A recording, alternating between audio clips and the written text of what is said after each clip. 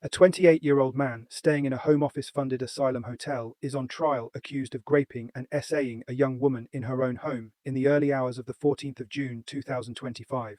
Hours earlier, on the 13th of June, they'd crossed paths while she was out with friends. Out of pure concern for his state, she even offered him a lift back to his hotel. He said no, but later that night he turned up at her address anyway, uninvited, drunk, talkative, argumentative. She didn't want him there, but he pushed his way into staying. Inside, prosecutors say it became obvious what he wanted. He asked her for some loving. She said no. Simple, clear, repeated. She pushed his hands away, told him she didn't want any sexual contact at all.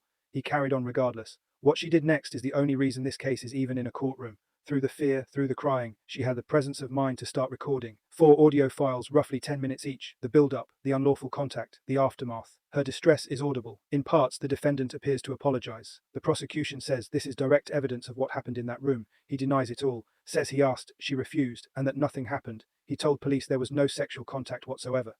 This trial sits in the middle of a much bigger national argument about the safety of asylum hotels, the lack of oversight, and the government's failure to protect both residents and the public.